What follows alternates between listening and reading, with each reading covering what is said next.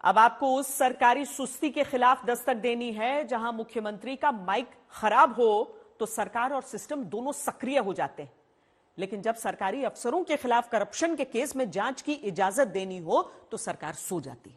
नतीजा, भ्रष्टाचार के आरोपी अफसर बिना जांच के छूट जाते हैं।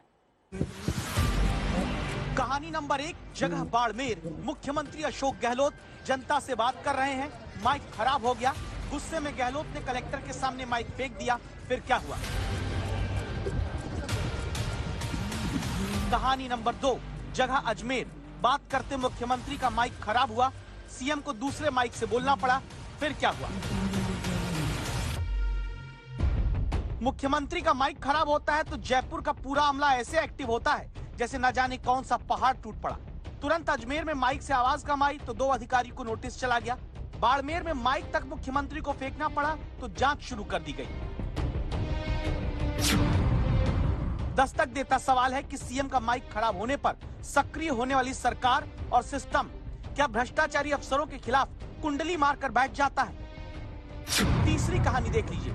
सीकर में महंगाई राहत केंद्र को देखने जब मुख्यमंत्री पहुंचते हैं, एक पीड़ित रोती हुई सभा में नजर आई। पीछे आवाज मुख्यमंत्री के भाषण की आती है, ये क्यों रो रही है? दावा है कि ये पीड़ित एक मोटर वर्कशॉप में काम करती है, जहां एक शख्स ने आरोप है कि इस रोती लड़की के साथ मारपीट की, छेड़खानी की। पुलिस ने कोई कार्रवाई नहीं की, इसीलिए न्याय मांगने मुख्यमंत्री के कार्यक्रम में ये लड़की पहुंची।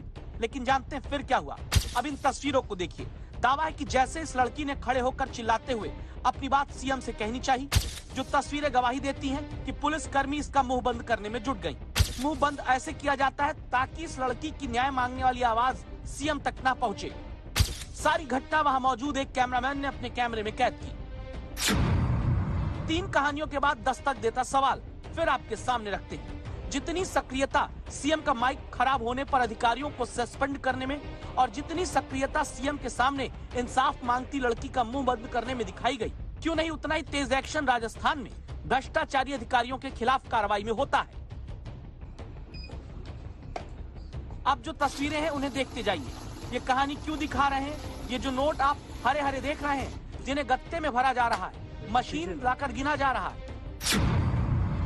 राजस्थान बायोफ्यूल अथॉरिटी के सीईओ के ठिकाने से 4 करोड़ रुपए एंटी करप्शन ब्यूरो ने पहले पकड़े। दावा है कि फिर 1 साल तक मुकदमा चलाने की इजाजत सरकार से एसीबी को नहीं मिली। नतीजा, आरोपी बरी होकर फिर से अधिकारी बन गया। आगे भी देखिए। मुख्यमंत्री के महकमे में आईटी विभाग के दफ्तर के सीसीटीवी वीडियो में अधिकारी सरकारी दफ्तर में ही घूस की रकम रखते रहे, जिसमें से 2 करोड़ 31 लाख पैसे और 50 किलो सोना बरामद हुआ। लेकिन दफ्तर में ही घूस की रकम रखने के मामले में ज्वाइंट डायरेक्टर को छोड़ बाकी न किसी को पकड़ा गया, न जांच हुई। राजस्थान में सरकारी अधिकारियों के भ्रष्टाचार की नोट पकड़ने के लिए ही एंटी करप्शन ब्यूरो बना हुआ है, लेकिन एसीबी जब पकड़ती है नोट तो फिर एक सियासी खोट सामने आती है, जिसके आगे कार्रवाई के नाम पर एसीबी के हाथ कुछ नहीं लगता, नील बटे सन्नाटा हो जाता है। ऐसा क्यों है? यही आपको संवाददाता शरद कुमार बता रहे हैं। राजस्थान का एंटी करप्शन ब्यूरो हाथी का दांत बन गया है, दिखाने को कुछ और खाने को कुछ और। नेताओं के खिलाफ कोई मुकदमा दर्ज नहीं होता, यह तो समझ में आता है, मगर गलती से जो अधिकारी पकड़े जाते हैं उनके खिलाफ भी मुकदमा चलाने की इजाजत सरकार नहीं देती है। अधिकारी दिन रात एक करके मामले को पकड़ते हैं, मगर जब इजाजत ही नहीं मिले तो अधिकारी वापस से दूसरे पदों पर लग जाते हैं और फिर मामला रफा दफा हो जाता है।